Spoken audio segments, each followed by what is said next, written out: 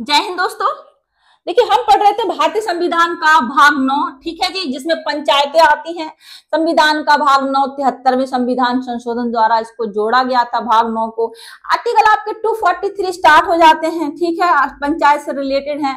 243 से ये ओ तक रहते हैं पंचायत के आर्टिकल्स, ठीक है। फिर नगर पालिकाएं आ जाती हैं। तो अभी हमने देखे आज आर्टिकल 243 जे पढ़ेंगे हम, ठीक है जी। आई तक हम पढ़ चुके हैं, ठीक है।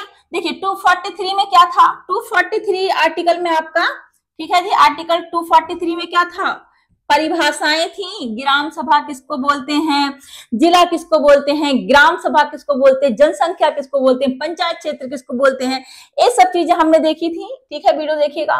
243 कहाँ पढ़ा था, ग्राम सभा। ग्राम सभा ग्राम स्तर पर ऐसी शक्तियों का प्रयोग करती है, ऐसे कार्य करती है जो उसको राज्य विधानमंडल उपबंधित करे, ठीक है।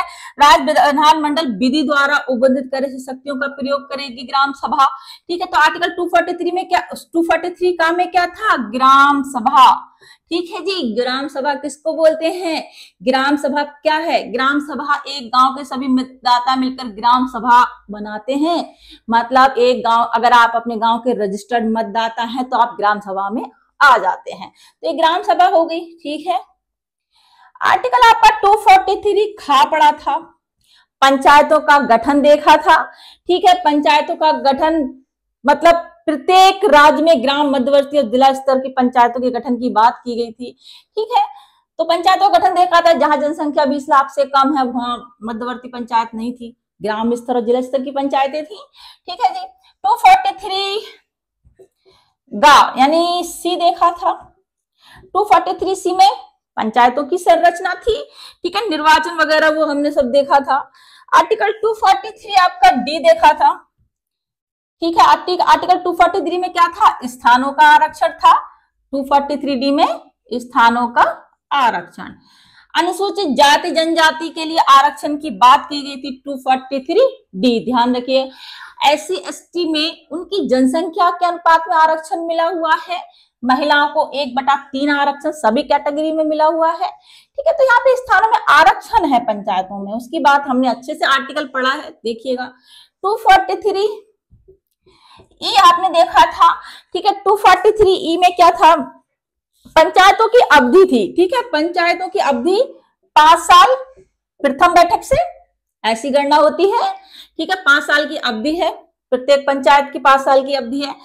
अगर ये 5 साल की जो अवधि थी, ठीक है, 5 साल की अवधि, अगर इनका बीच में समय कम नहीं कर सकता राज्य विधानमंडल, ऐसा कोई कानून नहीं ला सकता जो इनकी अवधि को, पंचायत जो चली आ रही है 5 साल की, उसको बीच में उसका समय कम कर दे, ठीक है। अगर किसी कारण पंचायत भंग हो जाती है, समय पूरा नहीं कर पाती, तो अगर समय 6 महीने से कम का रह गया तो चुनाव नहीं होंगे, और समय 6 महीने से ज्यादा का है, 1 साल का है, 1.5 साल का है, 6 महीने से ऊपर का समय है, तो पंचायत को चुनाव दोबारा कराने होते हैं। नई पंचायत आती है, जो बचा हुआ समय था उसको पूरा करती है, ठीक है। ये हो गया, आपका समझ में आया, ठीक है जी।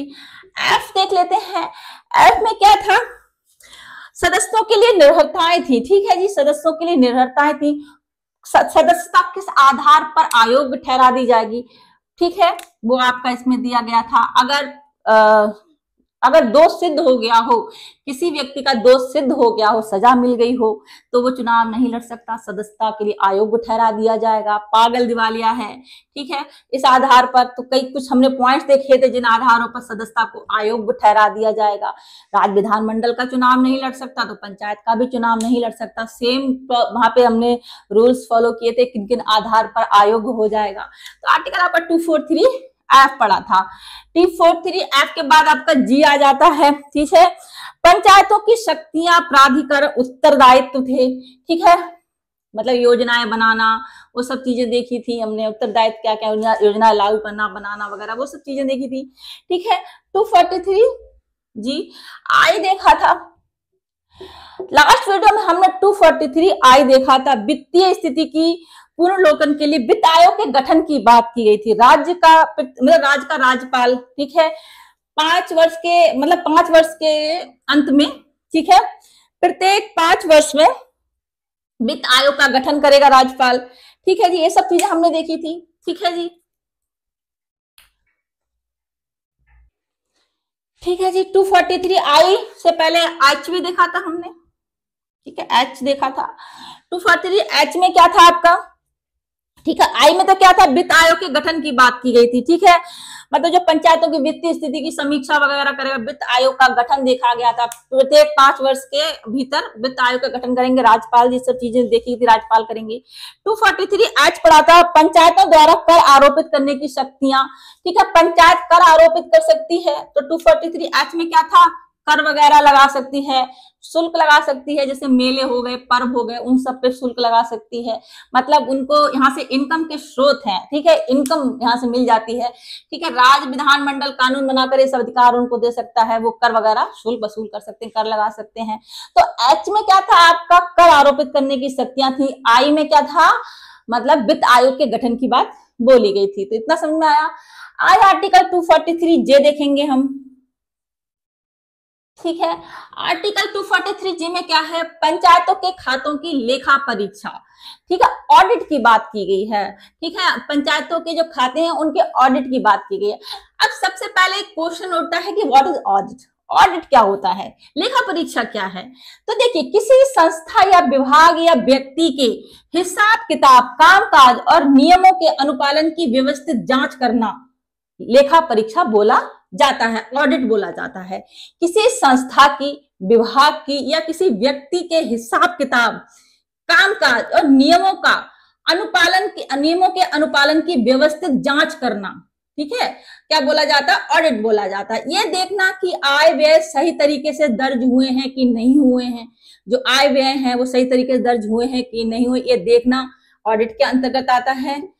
पैसा उसी काम में खर्च हुआ है जिसके लिए मंजूरी मिली थी, ये भी ऑडिट के अंतर आ जाता है, ठीक है। कहीं धोखाधड़ी, गड़बड़ी या अनियमितता तो नहीं हुई है, कहीं धोखाधड़ी तो नहीं हुई है, कोई गड़बड़ी तो नहीं हुई है, ठीक है, कोई फ्रॉड तो नहीं हुआ है ना। और अनियमितता मतलब इनरेगुलरिटीज तो नहीं हुई है, देर नहीं हुई है, मतलब काम नियमित तरीके से, नियम से हुए हैं, ठीक है, कोई इनरेगुलरिटीज तो नहीं हुई है, ठीक है, ये सब चीजें हो गई।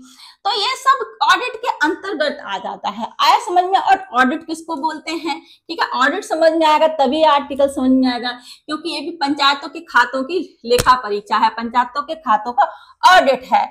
पंचायतों के खातों का क्या देखना कि आय व्यय सही तरीके से दर्ज हुए हैं नहीं हुए हैं, पैसा जिस काम को दिया था उसी में खर्च हुआ है कि नहीं हुआ है, कहीं धोखाधड़ी, गड़बड़ी या अनियमितताएं तो नहीं हुई है। अब आया समझ में सब क्या है ऑडिट, ठीक है। किस चीज की बात हो रही है, पंचायतों के खातों की बात हो रही है, ठीक है, आया समझ में। अब ऑडिट कितने प्रकार के होते हैं, ऑडिट 3 प्रकार के होते हैं आपके, ठीक है जी।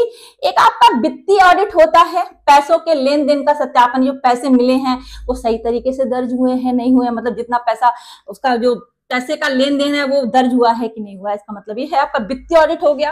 एक हो गया आपका कंप्लायंस ऑडिट, ठीक है, नियम कानून और अनुमति के अनुसार खर्च हुआ है कि नहीं हुआ है, ठीक है, मतलब जो पैसा मिला है वो नियम कानून के अनुसार खर्च हुआ है कि नहीं हुआ है। तीसरा आपका आ गया परफॉर्मेंस ऑडिट, ठीक है, खर्च से जो परिणाम आने थे आए कि नहीं आए, ठीक है। जैसे उदाहरण मान लीजिए, सड़क बनाने के लिए 10 लाख रुपए मिले किसी राज्य को, मतलब किसी पंचायत को सड़क बनाने के लिए 10 लाख रुपए मिले, तो वो जो 10 लाख रुपए है, पहला आपका जो ऑडिट है वित्तीय ऑडिट, उसमें देखा जाएगा कि दर्ज हुआ है कि नहीं हुआ है, ठीक है, 10 लाख का लेखा जोखा दर्ज हुआ है नहीं हुआ है।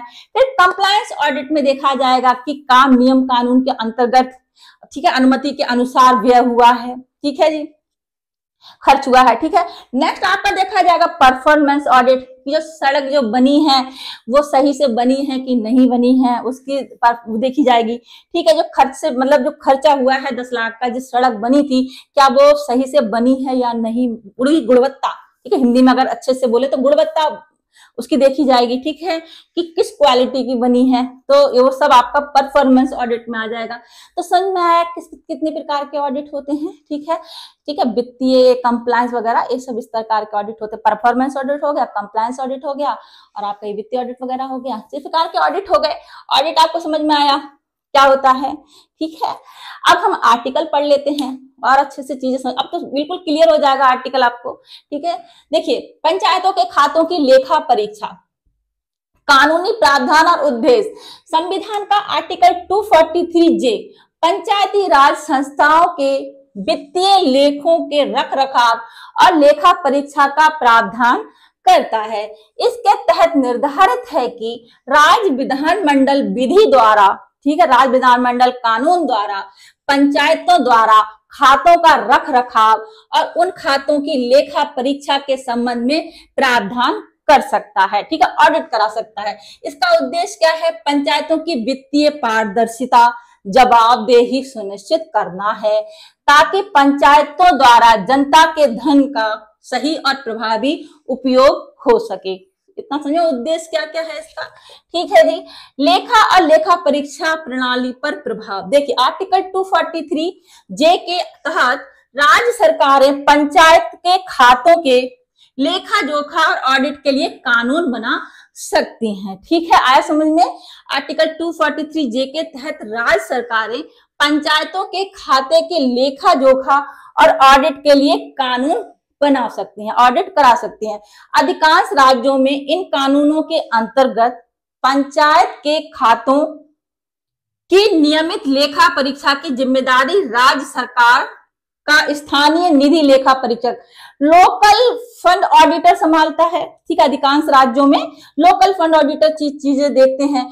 कुछ राज्य हैं जैसे गुजरात, कर्नाटक वगैरह हो गए, ये जो सीएजी जो होते हैं, सीएजी क्या होते हैं, ठीक है, सीएजी क्या होते हैं आपके, ये राज्य की और सरकारी खातों की लेखा जोखा मतलब ऑडिट करते हैं, सरकारी खातों का ऑडिट करते हैं, पीएसयूज का ऑडिट करते हैं, वो आपका सीएजी हो गए, ठीक है। तो कुछ राज्यों में जैसे आपके कर्नाटक हो गए, गुजरात आदि में महालेखा परीक्षक सीएजी, ठीक है, के अधीन लोकल फंड अकाउंट्स ऑडिटर नियुक्त किए जाते हैं, ठीक है। जो सीएजी हैं उनके अधीन लोकल फंड ऑडिटर नियुक्त किए जाते हैं जो पंचायतों के खातों की जांच करते हैं, ठीक है। इन प्रावधानों के कारण पंचायतों की लेखा प्रणाली में पारदर्शिता और अनुशासन आता है, ठीक है। तो कुछ राज्यों में सीएजी के अंतर्गत दे देते हैं, ठीक है, तो उनके अधीन लोकल किसी को नियुक्त कर देते हैं ऑडिटर को, तो वो ऑडिट कर लेते हैं, ठीक है, आया समझ में। तो देखिए पंचायतें आर्टिकल 243 जे सिंपल भाषा में अगर बोला जाए तो आर्टिकल 243 जे पंचायतें अपना पूरा हिसाब किताब रखेंगी और राज्य सरकारें ये निर्धारित करेंगी कि इन खातों की रिकॉर्डिंग और ऑडिट कैसे होगी, ठीक है। अर्थात पंचायतों को अपना बही खाता रखना अनिवार्य होगा और उन्हें एक सक्षम अधिकारी या संस्था द्वारा नियमित रूप से ऑडिट कराना होगा, ठीक है। ऑडिट हमने समझा ही दिया, ठीक है, सब चीजें जांच होती हैं, ठीक है, इसकी चीजें सही से चली हैं कि नहीं चली हैं, पर जो पैसा दिया था उसी के अनुसार खर्च हुआ है कि नहीं हुआ है, ठीक है, नियमों में गड़बड़ी तो नहीं हुई है, जिस काम के लिए पैसा खर्च हुआ था क्या वो जो रिजल्ट निकल के आया है, जैसे हमने सड़क का उदाहरण लिया, उसकी गुणवत्ता कैसी है, उस सही तरीके से उस पे मतलब प्रॉपर जो काम रिजल्ट है वो कैसा है निकल के आया है, मतलब सड़क सही से बनी है कि नहीं बनी, जैसे सड़क का हमने उदाहरण लिया था, ठीक है जी। आया आपको समझ में ऑडिट किसको बोलते हैं, तो ठीक है, पंचायतों के खातों के लेखा जोखा की जांच करना, सिंपल भाषा में अगर बोले तो, ठीक है, आपका ऑडिट हो गया। इतना ही था इस आर्टिकल में दोस्तों, ठीक है। नेक्स्ट आर्टिकल, ठीक है, ये हम ओ तक पंचायतें हैं, ठीक है जी। और हाँ जी, किसी ने वो कमेंट में पूछा था कि मैम कहाँ से हैं आप, तो देखिए मैं बेसिकली तो हम यूपी से हैं, ठीक है, हमारा अपना बरेली पड़ता है, बरेली क्षेत्र से हैं हम, ठीक है। तो और बाकी मैं ये अपना टीचिंग का भी काम रहता है और मैं अपना जॉब भी करती हूँ, ठीक है। तो बेसिकली मेरे पास टाइम नहीं रहता, मैं कंप्लीटली बिजी रहती हूँ। नाइट शिफ्ट में मेरा पूरा जॉब रहता है, नाइट शिफ्ट रहती है, ठीक है, रात के 2:30-3 बजे तक, ठीक है। दिन में अपना टीचिंग वगैरह करते हैं, जस्ट अच्छा लगता है पढ़ाना इसलिए, और कुछ नहीं, ठीक है जी। और हम नेक्स्ट वीडियो में मिलते हैं दोस्तों। आपको जानकारी समझ में आती है तो चैनल को लाइक शेयर जरूर करें। Thank you so much. जय हिंद दोस्तों।